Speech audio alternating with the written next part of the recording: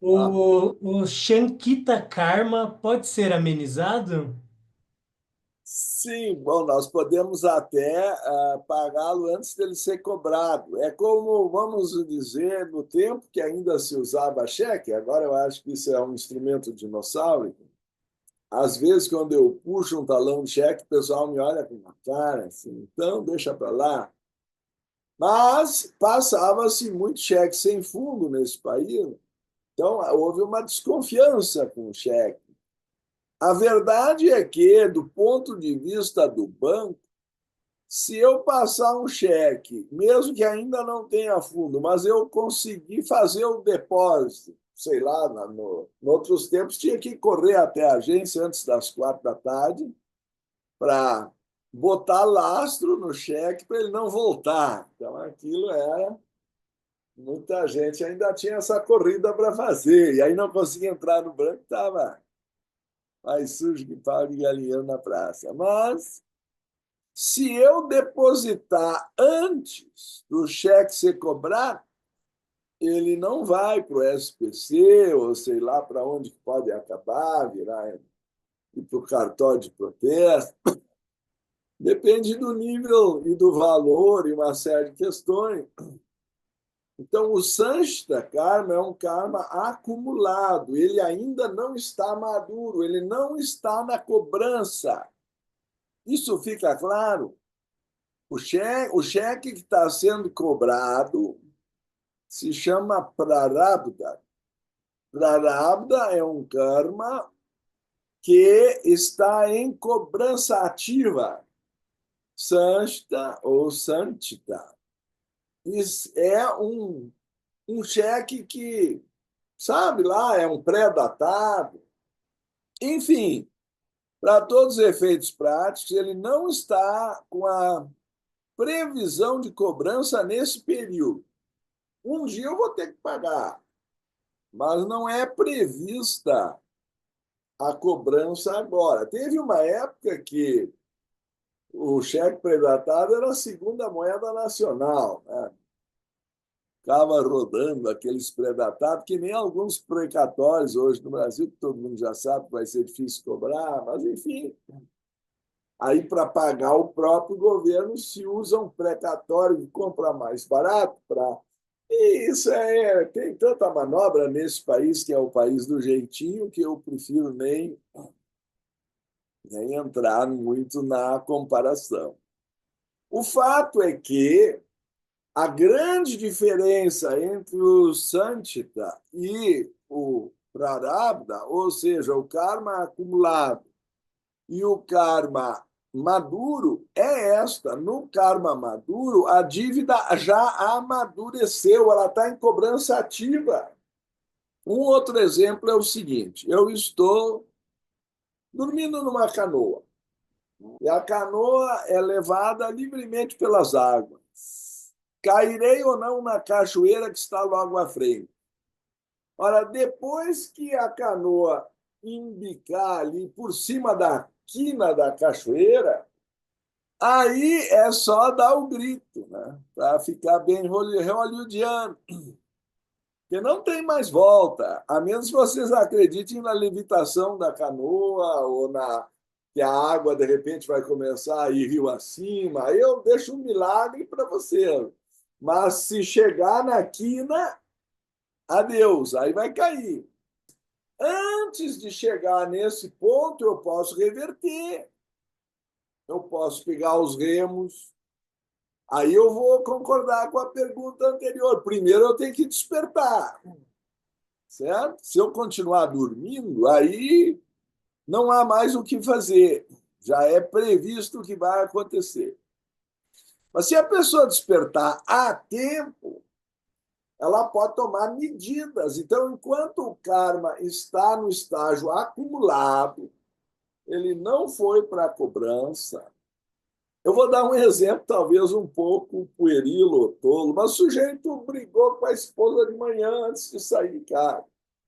Se ele ficar esperando para quando ele voltar, já leva o rolo de macarrão na cabeça, porque ela passou o dia inteiro pensando tudo que devia fazer para aquele cafajeste e tal, não sei o quê.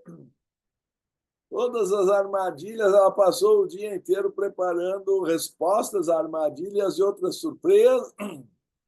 Mas se ele telefonar, para isso nós temos um celular, 5 minutos depois da discussão, pedir desculpa.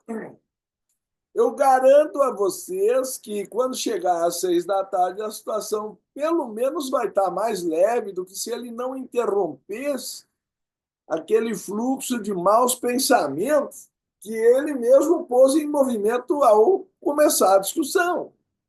Então, pedir desculpas depois de um erro cometido faz diferença. E digo mais, faz tanto mais diferença quanto mais rápido o pedido de desculpas acontecer.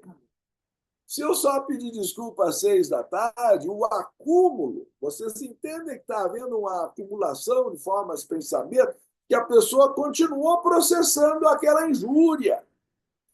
Ela continuou indignada, já telefonou para as amigas já deram sugestão, então faz isso, faz aquilo, te vinga assim, sai de casa, faz as malas. Então, cada uma, já que já envolveu uma rede de gente dando palpite, se tu cortar o processo no ato, ele não vai para a cobrança da mesma forma do que se tu fores negligente e deixar chegar o oficial de justiça na tua casa. A grande questão da intimação é que os caras trocam de endereço, mudam de nome, fazem de tudo para não receber a intimação, de preferência mudar de país. Enquanto a cobrança não nos alcança, o pessoal vai curtindo. Tá? Então, se me permitirem, a minha capacidade é limitada, com certeza. Então, eu vou usar, nesse preciso momento, a resposta do senhor Buda no Dhammapada. E não por acaso eu coletei no nosso livro Tradição Sabedoria. E ele diz exatamente o seguinte: enquanto a má ação está verde, o perverso nela se satisfaz. Mas uma vez amadurecida, ela lhe traz frutos amargos. Está se dizendo que há um tempo de maturação entre a causa e o efeito. Ninguém melhor que o senhor Buda para fazer essa analogia. Vou continuar. O homem pode passar por sofrimentos enquanto suas boas ações não amadurecem. Mas, uma vez amadurecidas, seus frutos trazem felicidade. Então, é diferente da lei de ação e reação de Newton para a matéria inerte. A ação e a reação são simultâneas. Mas quando envolve emoções e pensamentos, eventualmente tem que subir ao plano astral e ao plano mental para depois começar a descer. Que nem um avião que não pode subir que nem um foguete. Ele leva um tempo para subir e outro lá para fazer a nova aterrissagem. De repente, sabe lá quanto tempo esse procedimento vai tomar? E quanto mais profundas os fatores envolvidos e as pessoas que eventualmente estarão em pontos distintos, há karmas que vão ser remetidos para uma encarnação seguinte. Né? Pessoa A matou a pessoa B. Bom, ou um perdoa o outro, ou os dois vão ter que se encontrar de novo. Se tiverem que se encontrar para revidar, aí a pessoa B tem que estar reencarnada, porque agora está morta. Então já não deu para cobrar, né, mais dessa vez, já não é imediato. Aí na próxima os dois vão se reencontrar sem lembrar, mas um de repente vai ter ódio do outro. Não sei se eu preciso explicar. E se não houve perdão das partes, daqui a pouco há um. É uma das críticas que fazem a lei do karma, vão ficar se matando por sucessivas reencarnações. Aí o B mata o A, aí o A fica também nesse sentido, se mata o B de novo na vida seguinte. Bom, a menos que eles encontrem o caminho do amor, o que diz o senhor Buda no shloka número 5 do Dhammapada. O ódio jamais cessa com o ódio só cessa com o amor. Essa é uma lei eterna. Não vejo muita diferença para que o Senhor Cristo ensinou a lei do perdão. Em ambos os casos, é a única forma de reverter o negativo em positivo. Tá certo? Vocês querem chamar de perdão, querem chamar de amor, compaixão, são diferentes expressões, no fim, para uma mesma, um mesmo sentimento de reconhecimento da unidade da vida, em diferentes circunstâncias, talvez. Mas se não houver esse elemento, vai um ficar agredindo o outro ao longo de sucessivas encarnações. Nos livros como As Vidas de Alcione ou As Vidas de Orion, são relatados casos em que os dois eram inimigos há não sei quantas encarnações e, claro, foram cada vez nascendo mais próximos.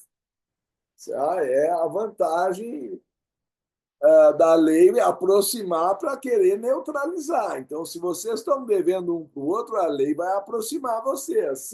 Se essa dívida for de amor, ótimo, vão se aproximar com crédito. Mas, se for de ódio, vão se aproximar por débito.